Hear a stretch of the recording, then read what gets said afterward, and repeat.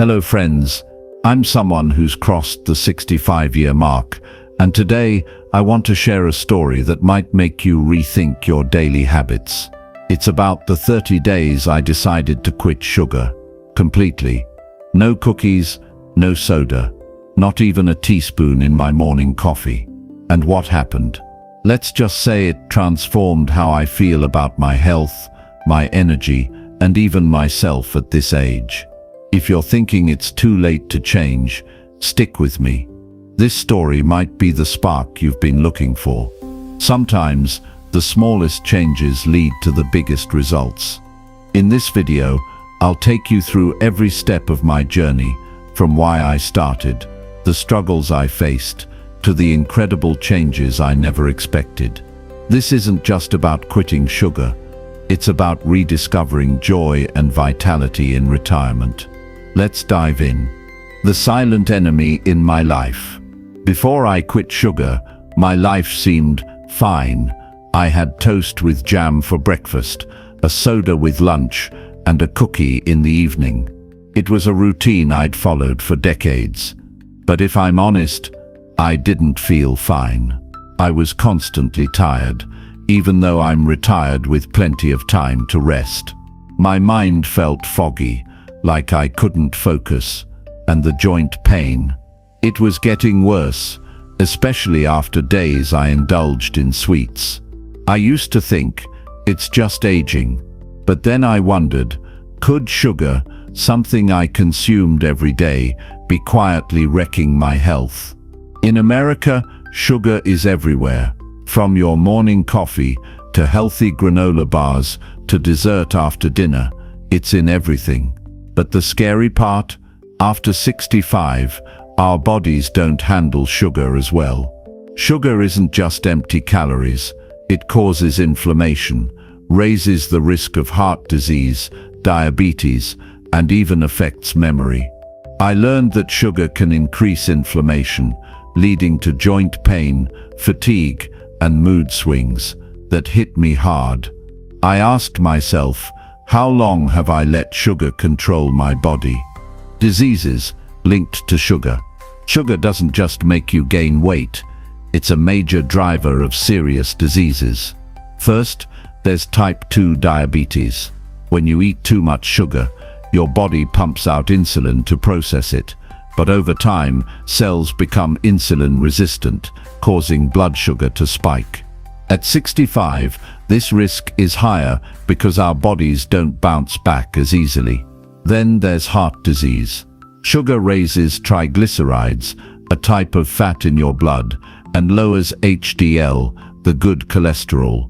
This increases the risk of heart attacks and strokes.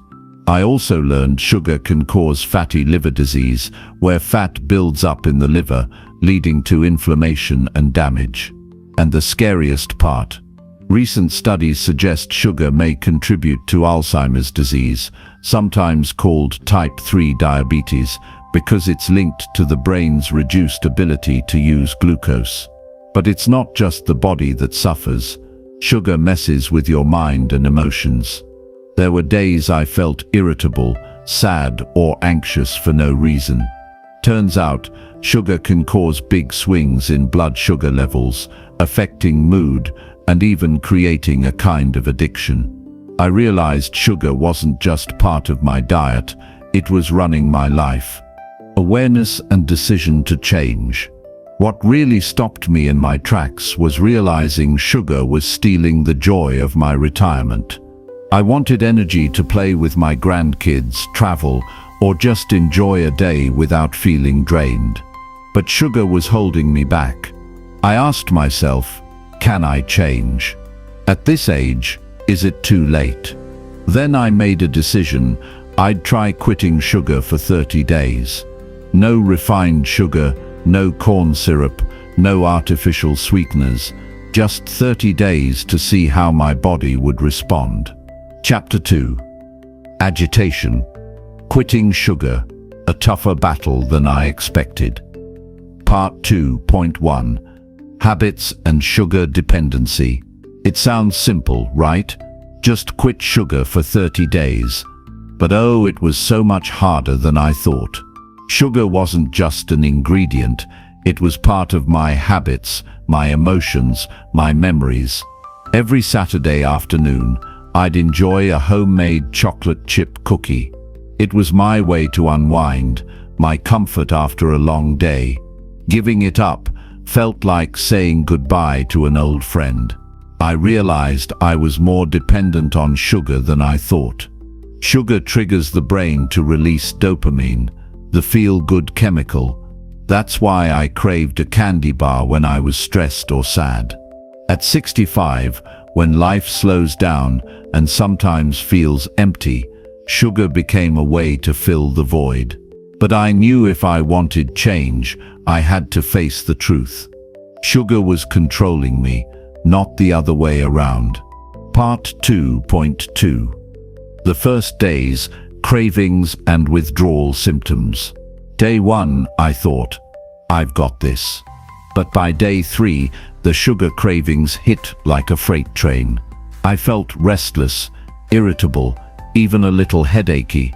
Turns out, when you quit sugar cold turkey, your body can go through mild withdrawal symptoms, like quitting caffeine or alcohol. I felt sluggish, cranky, and there were moments I just wanted to run to the store for a candy bar. What surprised me was how sugar hides everywhere. I had to read food labels more carefully than ever. Healthy yogurt, 15 grams of sugar. Pasta sauce, sugar. Even the bread I ate every morning had sugar. I felt like I was playing a game without knowing the rules. Some days I wondered, is this worth it? Just one cookie won't hurt, right? But then I remembered why I started. I wanted to feel healthier, clearer, and live more fully. Part 2.3. Social temptations and pressure. The struggle wasn't just the cravings, it came from the people around me. At a family party, everyone looked at me like I was crazy when I passed on birthday cake. Just one slice, they said. I had to explain I was trying to quit sugar, and not everyone got it. Some even thought I was overdoing it, or being dramatic. That made me feel a bit alone in this journey. At this age, sweets are tied to special occasions, birthdays, holidays, or just catching up with friends. Quitting sugar sometimes felt like rejecting a piece of culture. But I learned to say no politely and find alternatives, like bringing a fruit platter to parties. Slowly, I realized sticking to my goals mattered more than pleasing others. Part 2.4. Moments of doubt and turning points. There were moments I wanted to quit. Around day 10, I felt exhausted. I wondered if I was making things harder than they needed to be. But then I looked at a family photo, my grandkids smiling brightly. I thought, I want to be healthy to play with them, to watch them grow. That kept me going. I started noticing small changes. I slept better. My mood was steadier. Those shifts reminded me I was on the right path. Chapter 3. Solution. The 30-day journey and miraculous changes. Part 3.1. Planning and preparation. To make it through 30 days, I needed a solid plan. First, I cleared my kitchen. No more candies, sodas, or anything with sugar. I stocked up on whole foods, fruits, vegetables, nuts, and proteins like chicken, fish, and eggs. I also learned to read food labels, a skill I wish I'd picked up sooner. If a product had more than 5 grams of sugar per serving, I put it back. I discovered fruits could satisfy my sweet tooth without the harm. A strawberry banana smoothie became my go-to. I also tried herbs like cinnamon, vanilla, and ginger to add natural sweetness to coffee and tea. I even made my own whole-grain sugar-free bread, a fun experiment. These small changes made me feel like I was still enjoying life, not depriving myself. Part 3.2. The first weeks, challenges and positive signs. The first week was the toughest. I felt sluggish, like my body was detoxing from sugar. But by week 2, something amazing happened. One morning, I woke up and realized I wasn't as tired. My mind felt clearer, like the fog had lifted. I could walk longer without joint pain. Even better, I wasn't craving sugar as much. I started noticing small but meaningful changes. My skin looked brighter, less dry. My mood was more stable, no more random grumpiness. My sleep improved dramatically. Before, I'd wake up in the middle of the night, but now I slept deeply and woke up refreshed. These changes showed me sugar had been my biggest enemy. Part 3.3. Results after 30 days. A new me. By day 30, I felt like a new version of myself. I had more energy for the things I love: gardening, playing with my grandkids, even joining a yoga class for seniors. My joint pain was significantly reduced, and I no longer felt bloated after meals. I also lost a few pounds. Not my main goal, but a nice bonus. The best part? A sense of freedom. I realized I didn't need sugar to feel happy or relaxed.